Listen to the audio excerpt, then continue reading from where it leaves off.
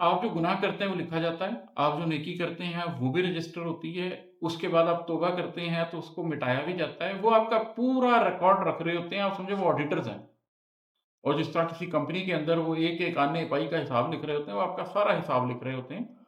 उसका मकसद ये नहीं है कि उन्होंने उस हिसाब की बुनियाद पर आपका नतीजा सुना देना है या उन फरिश्तों ने आपकी जन्नत-दोज़ख का फैसला कर देना है।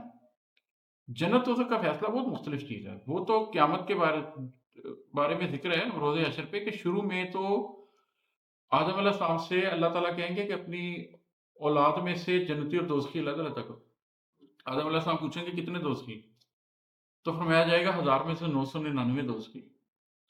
तो जब सहाबा किराम ने ये सुना तो उनकी चीखें निकल गई, रोने लगे। फिर आप सल्लल्लाहु अलैहि वसल्लम ने फरमाया कि अल्लाह ताला ये तादाद याजूज-माजूज से पूरी करेगा और अहले ईमान तो बहरहाल जन्नत में जाएँगे, तो सहाबा को थोड़ा-सा सुकून हुआ। लेकिन अब सवाल ये पैदा होता है कि क्या 1000 में से 999 जहन्नुम में जाएँगे? नहीं, ऐसा नहीं है। जब आपका हिसाब-किताब शुरू होगा रोज़े हश्र, तो पहले मरहले में, पहले स्टेप पर कहा जाएगा, "भई मेरिट पे तो निकालो ना बंदे।" मेरिट पे बंदे निकलेंगे तो 1000 में से 1 होगा जो मेरिट पे जन्नत में जा रहा होगा। 999 बच जाएँगे। फिर उसके बाद अल्लाह की रहमत आएगी।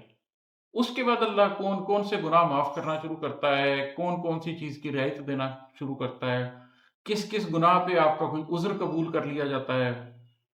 वो फ़िल्टर होता जाएगा, होता जाएगा, होता जाएगा।